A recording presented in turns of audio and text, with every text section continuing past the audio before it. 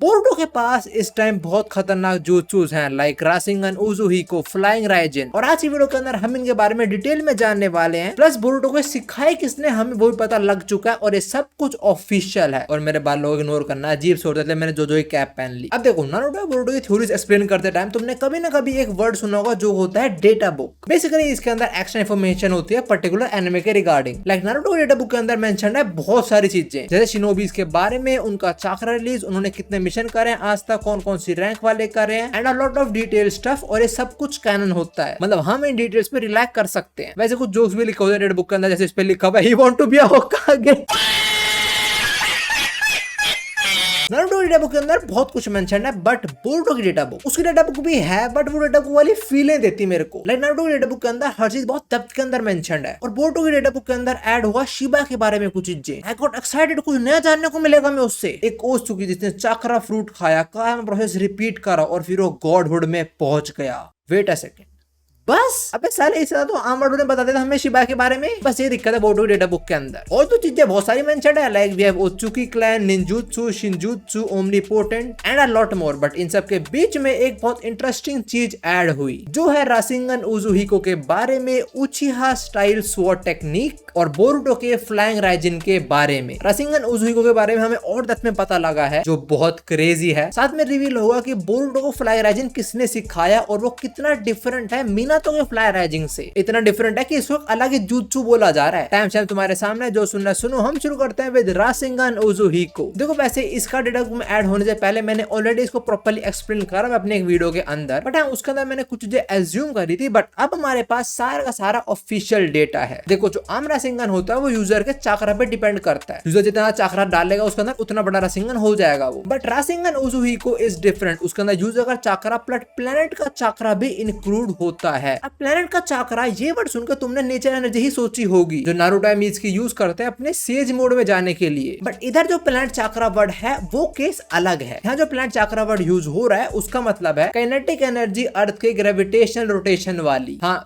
ठीक है, मैं समझ रहा हूँ यहाँ पे वो चीज आ रही है जिसके अंदर ना मेरा इंटरेस्ट है ना तुम्हारा इंटरेस्ट है। वही चीज, वो साइंस। हमारा किसमें इंटरेस्ट है? इसमें इंटरेस्ट है, उसमें इंटरेस्ट है हमारा। पर देखो एनिमे की बात है तो समझना तो पड़ेगा। और सिंपल शब्दों में समझाऊं तो काइनेटिक एनर्जी वो होती है जो किसी भी ऑब्जेक्ट के अंदर आती है जब वो मोशन के अंदर होता है। That's it. ये ओबितो का एक्शन फिगर देखो, I am sorry in advance, मैंने इसे फेंका, इसके अंदर काइनेटिक एनर्जी आई, ये गिरा, रुका, काइनेटिक एनर्जी 0 हो गई। और देखो जो प्लैनेट चाक्रा की बात हो रही है वो काइनेटिक एनर्जी वाले की बात हो रही है, जो कैलकुलेट होता है मास और वेलोसिटी से, not the nature energy Naruto consume करता है while going into sage mode. तो तुम समझ गए रासिंगन उजुहिको के अंदर बोरुटो का चाक्रा, प्लैनेट का रोटेशन, ऑर्बिट और सेंट्रीफ्यूगल फोर्स और कुछ अदर फोर्स जो मेंशन नहीं है वो सारी लगती हैं। भाई बोरुटो इज बिल्ड डिफरेंट। और शिनोबीज क्या, शूरिकेन फेंकते हैं, वही ओल्ड निंजुत्सु सीखते हैं। और हमारे यंग लॉर्ड को देखो, काइनेटिक एनर्जी, सेंट्रीफ्यूगल, भाई कितना खतरनाक नाम है। ऐसे लग रहा है मैं साइंस में किसी को गाली दे रहा हूँ। तेरे में सेंट्रीफ्यूगल फोर्स भर दूंगा। खैर जो भी, बट सवाल आता है सेंट्रीफ्यूगल फोर्स क्या होती है। अब देखो मान लो पापा जी कार चला रहे हैं, उन्होंने थोड़ा हार्ड टर्न लिया और ऐसा फील होता है ना कि तुम लोग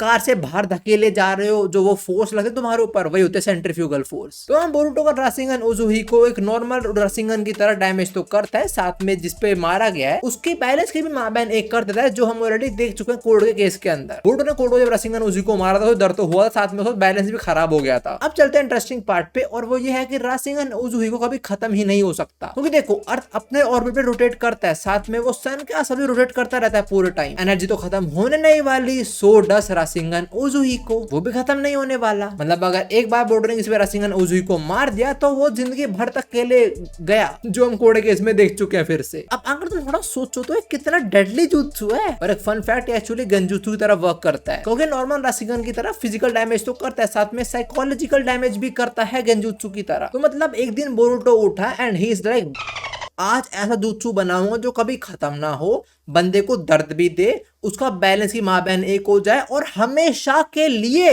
वो ऑन रहे, जब तक खुद बोरुटो ऑफ ना कर दे। साला दरिंदा है बोरुटो भाई। जंगलों थोड़ा बुरा हुआ है, सबका बुरा कर रहा है भाई। So this was the complete explanation of Rasengan Uzuhiko. अभी रासिंगन उजुहिको एक्चुअल में कितना स्ट्रॉन्ग अटैक है ये जानने के लिए एक ट्विटर यूजर ने पूरी कैलकुलेशन ही पेल दी। उसने अपनी पूरी लाइफ की साइंस पेल दी, कैलकुलेशन, इतने फॉर्मूले वगैरह, और उसका रिजल्ट आया कि बोरुटो का रासिंगन उजुहिको एक स्मॉल प्लेनेट लेवल का जुत्सु है। मतलब छोटे छोटे मोटे प्लान बोरुटो आराम से फोड़ देगा जुत्सु से, जो एक्चुअल में छोटी बात नहीं है। And thanks to Sodashiki for the calculation and all. अब नेक्स्ट हमारे पास डेटा बुक के अंदर है उचिहा स्टाइल स्वॉर्ड टेक्निक, जो कुछ ज्यादा खास नहीं है, लाइक डेवलप करी है सास्के ने और अब बोरुटो भी यूज करता है उसको। इसमें कुछ साइंस वगैरह सेंट्रीफ्यूगल फोर्स कुछ भी नहीं है, सिंपल टेक्निक है। जिस मोशन में स्वॉर्ड को विड्रॉ करते हैं उसी मोशन में काट दो बंदे को। लाइक अगर कोकोशी वो अपनी स्वॉर्ड को ऐसे विड्रॉ करा तो ऐसे काट देगा बंदे को, समझ रहे हो तुम्हें काटू मैं।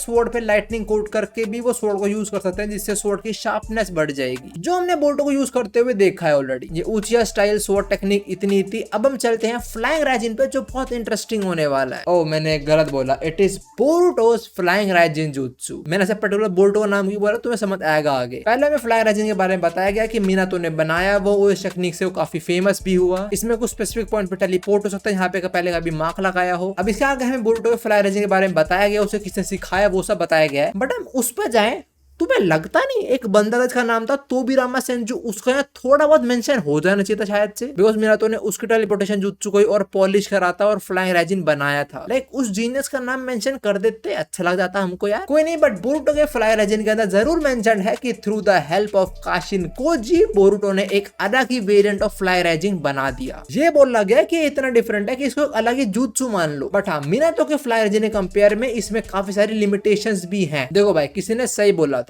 दादा होता है ना। ये चीज की बोरुटो का फ्लाइंग राइजिन मिनातो के वेरिएंट से इतना अच्छा नहीं था, ये चीज बोरुटो ऑलरेडी बता चुका है हमें। बट बोरुटो का फ्लाइंग राइजिन मिनातो के फ्लाइंग राइजिन से इतना डिफरेंट कैसे है, इसकी एक्सप्लेनेशन इन्होंने नहीं दी, बस लिख दिया इन्होंने। तो देखो, नोटिसेबल डिफरेंस बस एक ही है, जो कि है hand sign. Boruto hand sign use करता है और मिनातो कुछ भी नहीं करता। अब सवाल आता है कि बोरुटो ने फ्लाइंग राइजिन को डिफरेंट बनाया कैसे, जितना मुझे लगता है उसको भी नहीं मालूम। देखो, तुम्हें याद होगा जब बोरुटो राशिंगन सीख रहा था, उसने गलती से उसमें लाइटनिंग रिलीज ऐड कर दिया था, जिसके थ्रू उसने इनविजिबल राशिंगन क्रिएट कर दिया था। तो इतना मुझे लगता है जब बोरुटो फ्लाइंग राइजिन सीख रहा होगा, उसने गलती से अंदर अपना कुछ ऐड ऑन कर दिया होगा, जिसकी वजह से थोड़ा डिफरेंट जुत्सु बन गया उसका। और हाँ, बोरुटो फ्लाइंग राइजिन सिखाने में काशिन कोजी ने हेल्प करी, जो थोड़ा ऑलरेडी हम प्रेडिक्ट कर चुके थे। लाइक गेस किया था बस कि काशिन कोजी का जरा सिंधे की थोड़ी बहुत मेमोरी होगी और उसने बोरुटो को उससे आइडिया दिया होगा ऐसे कुछ जुत्सु सीखने के लिए, क्योंकि बोरुटो कुछ ऐसा चाहिए था जिससे वो फास्ट ट्रैवल कर सके। ठीक है, कारमा टेलीपोर्ट कर सकता है, बट वो यूज नहीं करने वाला कारमा। रिसेंट चैप्टर के अंदर हमने वो देख लिया था कि उसका कारमा एक्टिवेट हुआ और होते बोरुटो वहां से भाग गया था कि उसका कारमा का एक्टिवेशन रुक जाए। विद दिस हमारे तीनों टॉपिक कंप्लीट होते हैं। अब लास्ट चीज बचती है, जो कि है